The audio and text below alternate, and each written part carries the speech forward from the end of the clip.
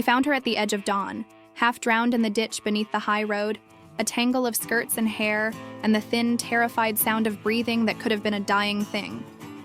The world around them was salt and granite and the rusty taste of iron in the air. Men with lanterns and dogs had run past an hour before. The road still shivered with the echo of boots and whispered orders. A wagon's wheel lay broken in the furrows as if it had been heaved there by a hand that didn't care about property.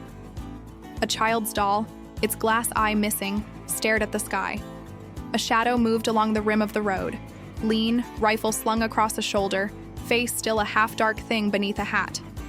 He had 3 bullets, 2 enemies, and 1 reason to stay alive that he didn't understand yet. The sound came first. A pop that split the air, the report sweeter than any sunrise. A second shot cracked. The woman flinched. A dog barked, distant. The shadow moved with a thief's certainty, silent, efficient, every step placing him where chance would not. He slid down the bank like water. He did not announce himself. He did not ask permission. He dropped to his knees beside her and found a young woman with the smell of smoke in her hair and raw metal at the edges of her breath. Her dress was wrong for the desert. Lace and patterned silk, faded but fine, soiled with mud and the darker brown of something that had soaked into it in the wrong way. Her wrists bore shallow red marks in neat rows, like a ledger of recent days. Her eyes were wide as the moon. "Don't move," he said. His voice was a gravel road smoothed by long wear, older than his face should have suggested. He touched her arm with the gentleness of someone who had once been required to be rough for a living. "They'll see you." She looked at him and made a small sound that could have been a laugh or a sob. "You shouldn't be here," she said. There, gunfire answered from the road, sudden and close. The world erupted in flares of dirt and the smell of spent powder. He was on his feet before she finished the sentence. He wasn't wearing the coat of a preacher or the uniform of a deputy. His hat was plain, his boots scuffed. The kind of man you didn't notice until it was too late to not have noticed. When he moved, his hands were steady. They were hands that had known horses at midnight and locks in the dark and the intimate mechanics of closing a throat. A lantern bobbed above the road. Voices called. One had a humorless impatience to it. "Where'd she go?" another demanded. "She can't have gotten far." He slid back into the bank with the woman draped across his arm like a sack of something precious and terrible. He tasted iron on his tongue. He kept one ear on the road and one on the woman's shallow breaths, and felt the muscle at the back of his neck prick as a hunted thing does when the world has widened. To the space between pursuer and prey, he had 3 bullets. He counted them in his head because counting kept panic to the size of a fist. He had no idea why he had come back to the Badlands, why the thought of one more stolen horse or one more night's lying beneath the sky had ceased to feel like a choice. He had been a horse thief once. Some still called him that, and spat at the word as if it were a coin they refused to touch. There were wanted posters stuck to telegraph poles in towns well behind him. $5,000 reward, dead or alive. He had not meant to be a savior. The woman watched his face. "You're wanted," she said, as if she'd read his name off a poster and remembered the headline by the color of the paper rather than the words. She tried to sit up and the motion made her lips pale. "Don't," he said softly. He could carry her, but he didn't. That would be difficult and conspicuous. Instead, he crouched and reached into his left coat pocket. Again, the small habitual motion that had nothing to do with his immediate needs. His fingers lay upon leather and a coin and something colder. He touched that pocket more often than seemed reasonable. He didn't explain why. He didn't explain many things. They moved. He moved them by paths he knew in the dark, paths of sage and arroyo, places where a horse's hooves didn't sound like thunder and a man's footsteps could find the silence between. He moved them through a clotted line of junipers that cut the world into shadows. Once he paused to listen, and the night opened so that he could hear his own heart like a horse's hoof. The woman slept, or pretended to, while the stars marched overhead indifferent and remote. By the time they reached his hideout, the sun had red bled into the sky. The place was a ruin of wood and bone and the hush of maps torn up and burned. Bullet holes pocked the doorframe like teeth missing from a jaw. There were splashes of dried blood near the saddle racks, a cuff of fabric pickled into something dark in the corner. He made no effort to pretend this was a tidy place. It was a shelter made lawful by habit. He waited until she was inside before he let the gun off his shoulder and set about tending the ragged hem of her dress. She watched him as if watching a dangerous animal do something domestic. He was careful with her wounds, and the gentleness surprised him as much as it did her. The papers nailed above the stove, wanted posters, notices, a child's drawing in pencil, told the rest of his story. His face stared back at him again, larger than life. A hand-drawn likeness with the offer of $5,000 and the old dead or alive line that had been written white as a threat. Her eyes moved to that portrait with a look like tasting metal. "You're why they're out there," she said. You owe me nothing," he said. He did not say he owed her. He did not say it because the thing he owed had not yet formed.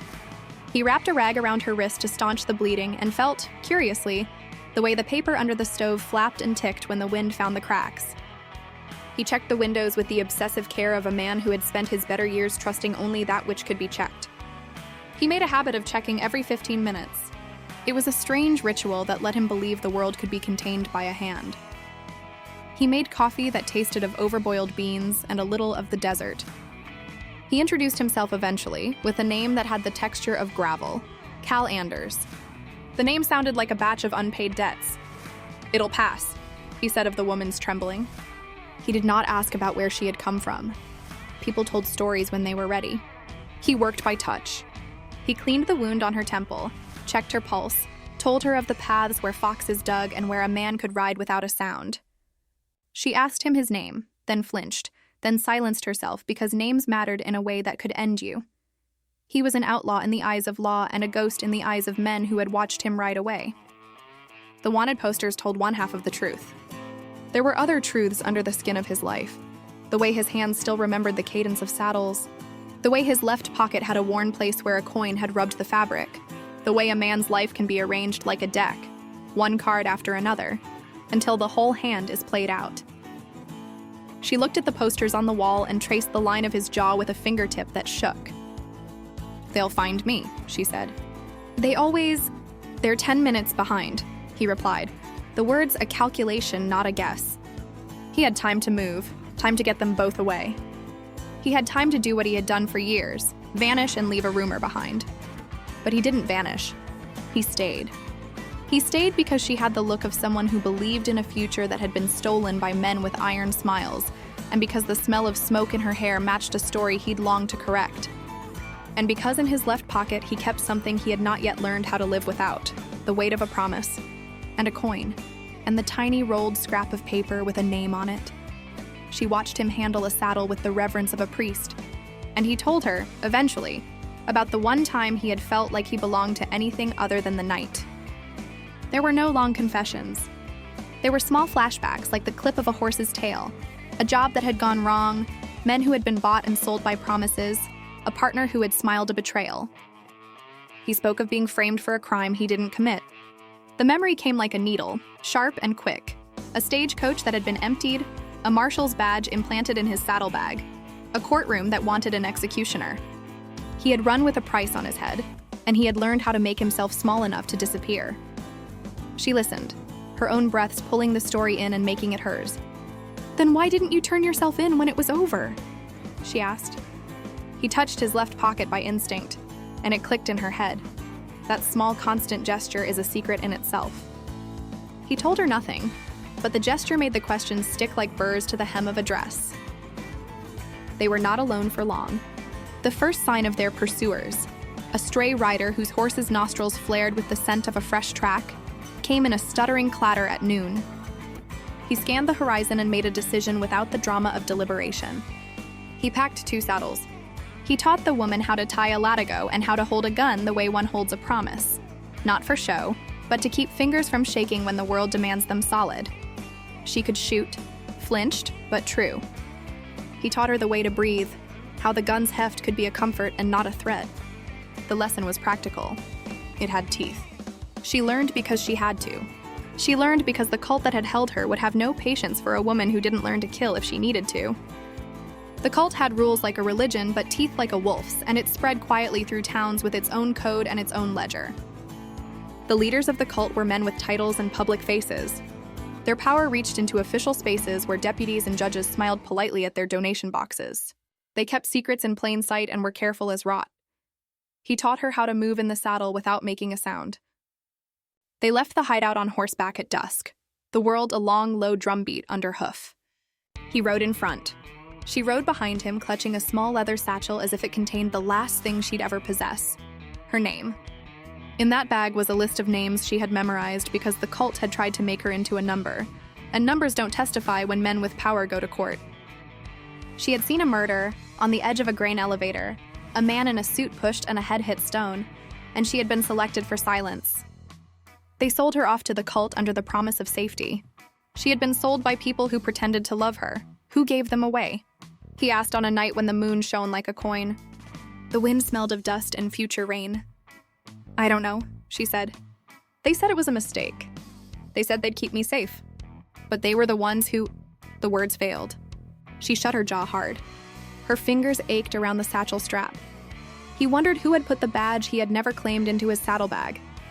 He wondered why his partner, the man everyone had said was dead, was alive and smiling in a photograph at the end of a hall with the sheriff's hand upon his shoulder. He wondered why the price on his head had been raised just last month and why the sheriff's face now moved in the background of every wanted poster, like a watchful god. The town that they rode toward had a saloon with a piano that sounded like a thing borrowed from some gentler life. The sheriff's star twinkled like a threat above the marshal's office. A new wanted poster had appeared overnight, printed on paper heavy and yellowed with a new bounty, $7,500. The sheriff had a smile that suggested ancestry and a patience that had been cultivated like a venomous garden. He was the man who had framed the outlaw, and he was the same man whose fingers were in the cult coffers. At the inn, she saw something she wouldn't have expected: a woman's dress folded neatly into a trunk in the outlaw's place. It was not a dress for a wife, it was a dress for a sister. The tag inside had initials. He had a sister.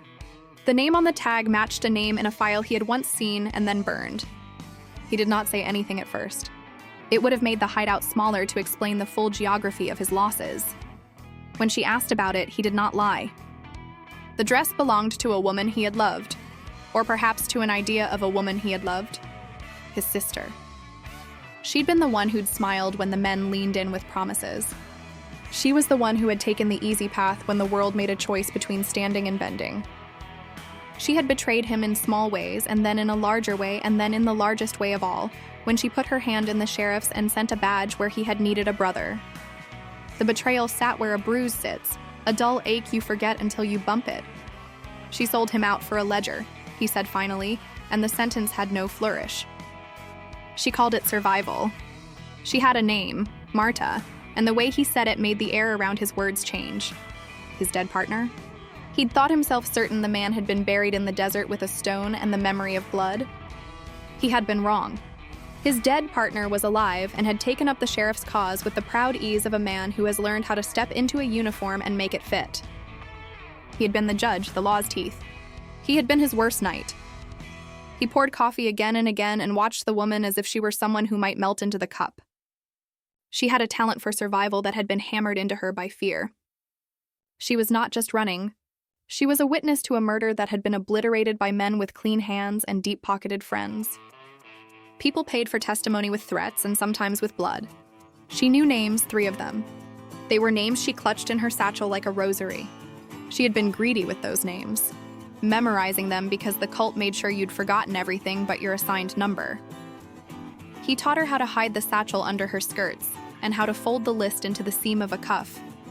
He taught her to have a voice that could be cowed but not broken. He taught her to look at men who had power and say yes when she needed to, and no when she needed to. He taught her to be a woman whose life had edges. Time moved in the canyon with a slow, immutable insistence. The sun, the shadow, the way the horizon burned like a wound. They camped in a shave of low land and counted horses. He counted bullets. She counted names. The world kept making small, sanctified calculations until one of them multiplied into danger. Around the 3rd day, when they'd almost convinced themselves that their shadows could be shared without asking too many questions, someone from town slipped into the outer edges of their world like a fox. News moved faster than they expected. The sheriff's posse had been formed, not from men of honor, but from men bought by promises of coin and land titles. The patrols were efficient. The crowd that had once called for his hanging now called for both their heads. because the woman had become evidence and the outlaw had become a symbol. One man can't fix a ledger, he said once in the dark when she reached for him the way bodies reach for a blanket in a storm. But two people can make a ledger worth hiding. Her reply was a murmur. If you could go back, she asked suddenly, a direct question that landed like a stone in a still pond, an intent to stir the surface. Would you still become an outlaw? It was the kind of question that mucks at the back of a man's throat, dredging reasons and excuses. He thought of the horse he had cut loose in a windstorm, of the kid who'd taught him how to pick a lock and then been left behind in the dust when the law came too close. He thought of the day he had been handed a badge that was not his, and watched a jury take one man's word over another's truth. He thought of the blue-eyed girl who'd asked him once to be a better man, and then chosen a cash register over a brother. He did not answer with a speech. He answered with a line that tasted like sinew and apology. Some men are born outlaws. Others have outlaws born in them. It was a sentence that sat like a stone between them, pithy, arresting, and almost a challenge. She laughed once, short and incredulous, with the hardness of someone who knew they were not safe to hope. They had a moment of false peace at sunset 3 days into their flight. They lay on a mattress of horsehair and old twine in a small empty cabin they'd taken for a night. He told her things in small doses, the names of towns where a man could hide, the games to play with a deck when you wanted to get someone drunk and thin out their secrets. She told him why she'd left the cult, because she could not longer eat the same bread as the men who had ordered the murder. She told him about the man who'd killed someone for a ledger and smeared it on the law. She told him about the list of names that could burn down a man's life if it saw the wrong light. He gave her a locket from his left coat pocket as a small, stubborn gift. The locket was spoon-shaped and dented from years of being a thing that fit against a chest. He had taken it from a woman he had known long ago, a woman who had begged him to take it so she could feel there was something left that was not full of debt. He gave it to her like giving a gun that shoots only once, meaningful and heavy. "Keep it," he said. "Don't open it unless you absolutely have to." She put it on with the ceremony a person gives to a married ring when they are uncertain whether marriage will hold. She pressed it to her breast as if it were a small, fragile organ. He did not tell her that inside the locket was a secret, a hidden spring that, when pushed, revealed a slim file of metal. It was a tiny lockpick, folded and rusted and small enough to hide in a fingernail. He had taken to carrying it because locksmithing was one of the old trades a man could rely on when the law wanted him dead but not missing. It would save her life in exactly 4 hours, though he did not say as much. Small lies and larger truths lived together like barnacles on his bones. At 30 minutes into their false peace, his horse started to dance in the barnyard, a restless thing smelling thunder and iron. He listened to the animal and to the night and knew the world had a different rhythm now. They slept, and the world waited on the edge of its breath. They were two strangers who had, by accident and choice, become necessary to one another, she the keeper of names, he the keeper of a past that had not finished strangling him. The sheriff's arrival was neither theatrical nor sudden. He slid into the town like a man who had expected to belong there all along. He had a deputy who used to be his partner on the road. The man who'd been dead sat behind a desk with the law's seal and a smile that didn't reach his eyes. The sheriff spoke in the cadences of men who took religion as an investment, and his palm was always on the ledger he used to settle accounts. There came a morning when the posse rode up to the cabin. They were efficient. They surrounded the place with the kind of neat geometries men make when they intend to box life into a corner. There were 6 men at first, then more. The outlaw, Cal, had made contingencies for these geometries, but the world always multiplied the threats in ways that required more reckoning than you expected. He had 1 bullet left, small and precious, and a decision lodged like a stone in his chest. Surrender himself and potentially save the woman, or fight and risk both their lives. He made the choice that would not show up in the chronicles as noble. He took the bullet and used it, but not as they expected. He shot the latch on the cabin door, not the man. He fired once as a signal. The shot went into the air and not into a skull. It was a gesture that allowed him 2 moves, one graceful and one desperate. He had planned to give himself up.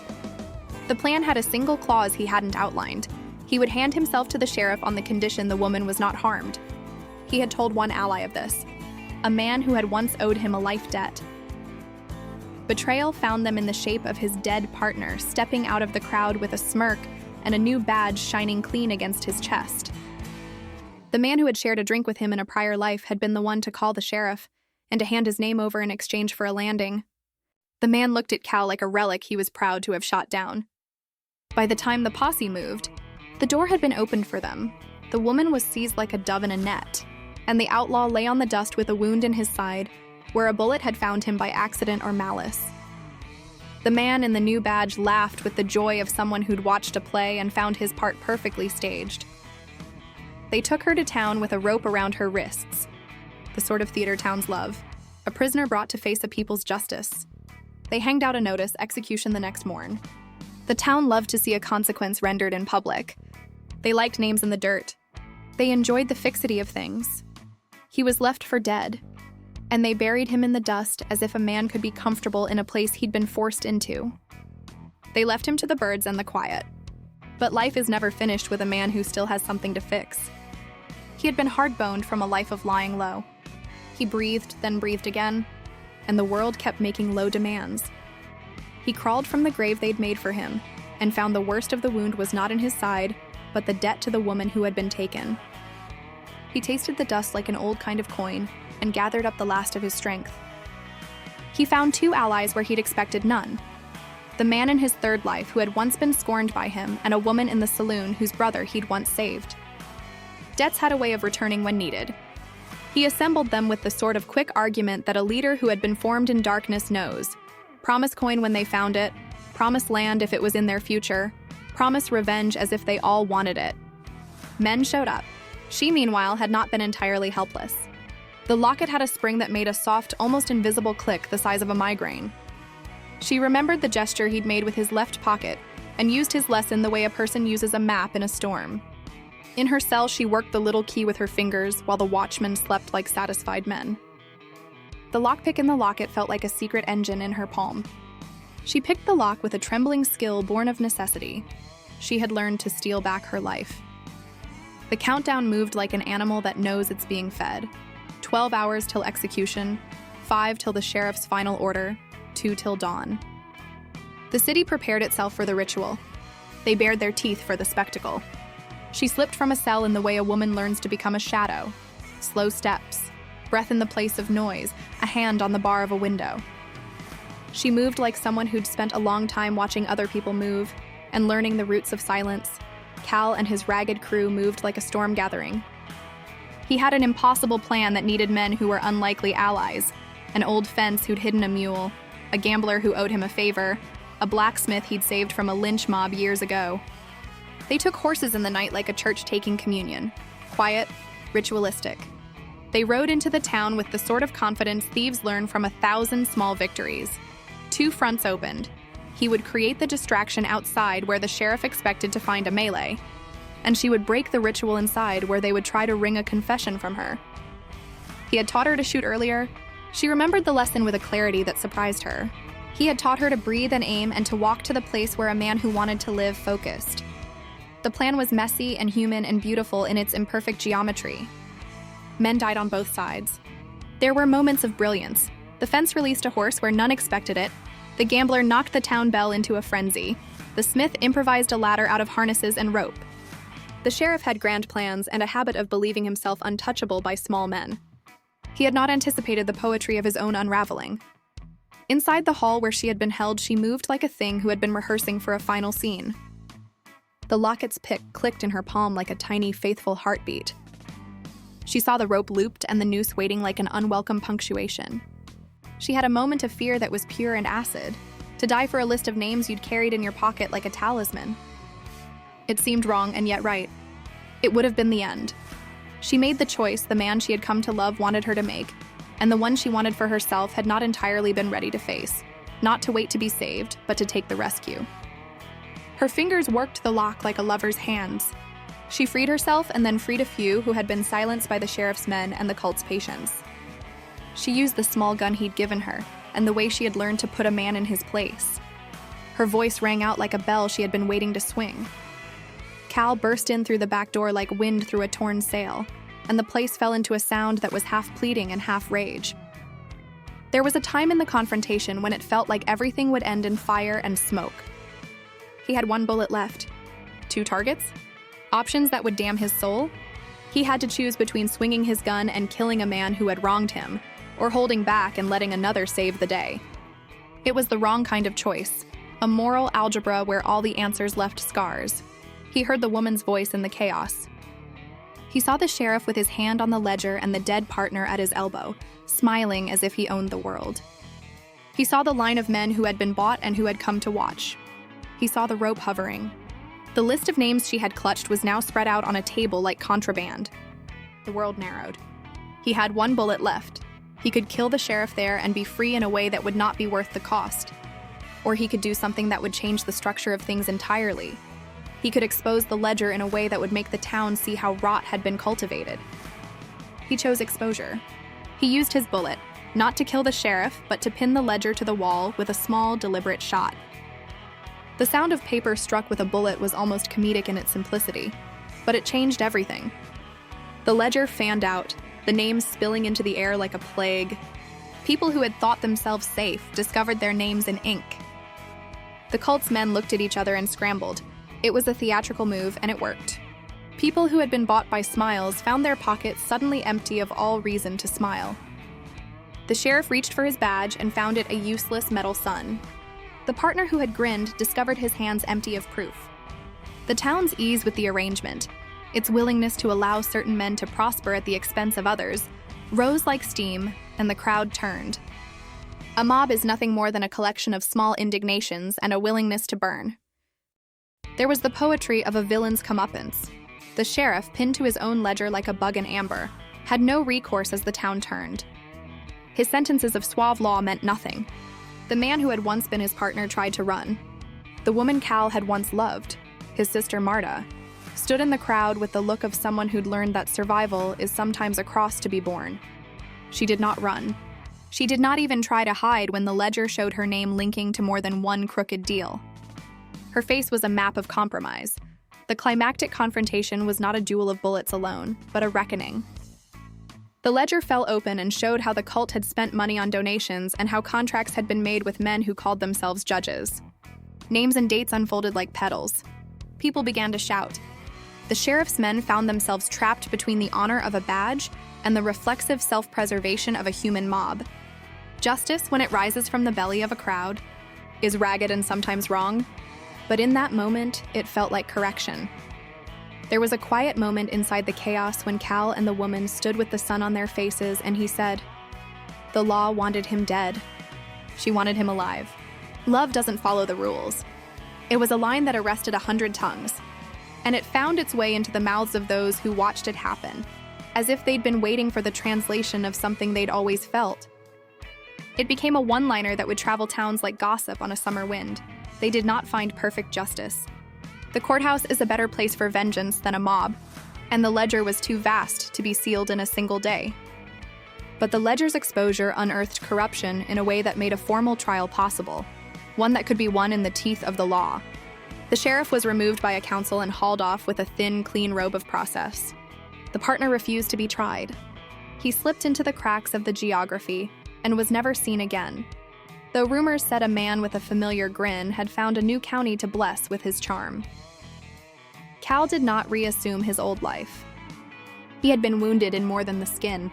His soul had recollections like a scar that would not fade. Some debts could not be erased. He had done what he had said he would. He had saved her without becoming the monster he feared, but not without paying a toll. He had been marked by the town's memory and the ledger's publicity. He could never go back to being invisible in the same way. Yet the final scene was small and private. 6 months later, their lives were different, but not entirely unmoored. They had a small place on a river that slumbered lazily beneath cottonwood trees. He had a new name he used when he bought supplies, one that didn't match any poster. He still checked windows every 15 minutes because habit is a stubborn thing. She kept the locket with the lockpick inside and a new list in her hands, the names of people who had fared poorly from their schemes. Justice, once found, had a way of returning to make right what had been wrong. They married, not in a ceremony with all the trappings of custom, but in a whisper where two people promised small things. To not hide their scars from each other, to keep the doors locked against men who would take, to teach the next generation the difference between fear and obedience. They planted a small garden, and when the first green came up, he laughed in a way that was less sharp than the laughter of his old life. He had learned how to live with his hands holding something that wasn't just a thing to be stolen. They never returned to the towns that had known them as a story and not as people. Some places are made for reputations and not for second chances. Instead, they took wagons to quieter counties and changed the spelling of his initials. They left the ledger in a courthouse with a man who promised to do the right thing, and they held their breath for the shorthand that is human governance. It would not be clean, nor would it be total. But in that first spring, they sat with a small baby on the porch. No, not a baby, for they had decided not to. Bring a child into a life full of such heavy histories, and instead, they sat with a dog that liked to roll in the dust and a horse that liked to stand patient at the gate, flashback to the road where it had begun. The cracked lantern, the broken wheel, the torn skirt.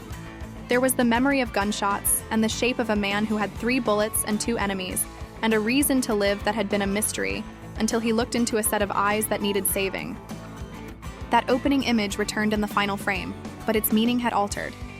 The gunshots were now a rhythm of survival and not pure chaos. The mysterious armed figure was no longer a shade, but a man with a name and a new law written on his chest. Love writes its own laws. There were questions left in the world because the world keeps questions like it keeps grudges. The sheriff had not been tried in the way courts sometimes demand. There remained men who profited from fear. But the ledger had been made public, and the cult's leaders had their own trials to face. Reparation is not a single thing. It is a slow-building architecture. People argued, had Cal done the right thing by bringing the ledger down in the way he had? Had he spared his own soul? Was one death worth another? Those were the arguments townspeople loved to have. There were moments, shareability moments, that stuck in the memory of those who saw the day-to-day grind of life, disrupted by a story of love and justice. He had said in a moment that would be copied into lampoons and tacked onto tavern walls, "Some men are born outlaws. Others have outlaws born in them." He had another line that made people take their breath. The law wanted him dead. She wanted him alive. Love doesn't follow the rules. People would screenshot it, repeat it, and send it off to someone who liked the bleached honesty of a thing said simply. He had one other quip that would be scrawled on saloon napkins for years. If you owe a man your life, you better learn to keep him alive until he owes you it back. There were smaller moments that made people cry or cheer.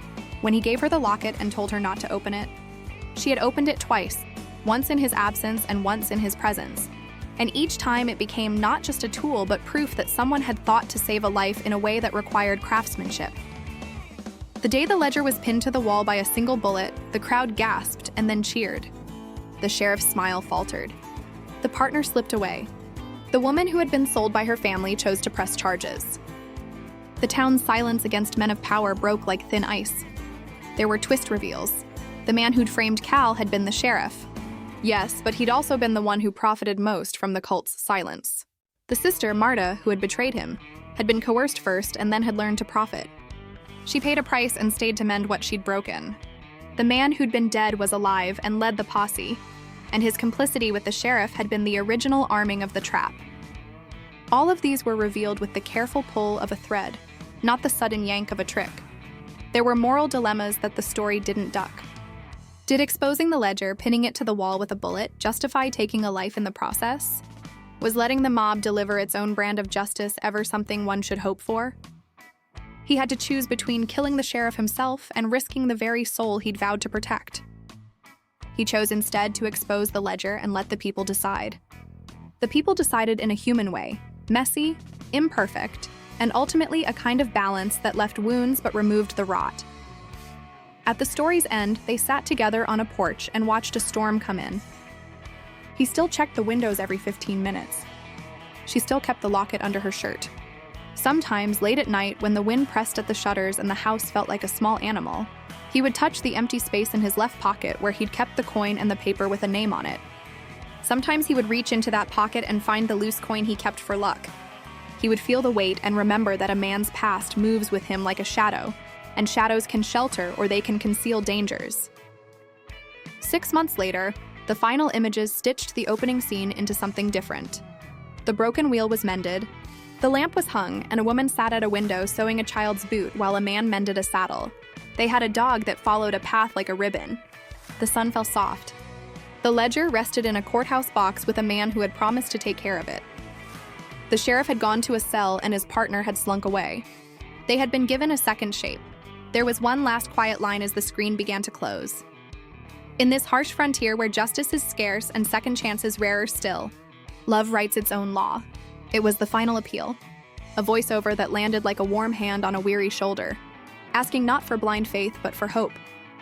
If stories like these spoke to the outlaw in you, if you believed that even the most wanted soul could find redemption in another's arms, then stay, there were more stories to tell.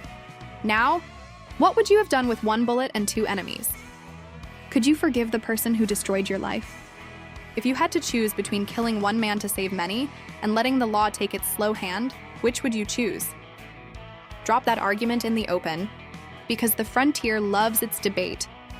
There were moments designed for screenshots and for the shouting of friends at the mention of names in the ledger, the pinning of the ledger to the wall, the locket revealed as a tiny lifeline, Cal's one-liners, and the slow-mended town that knew how to cry and laugh at once.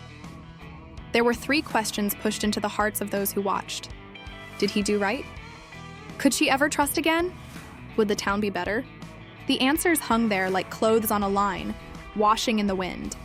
If you believe love can tame the wildest heart, like this story, if you believe second chances belong to the brave, share it with someone who likes the defense of those who fall.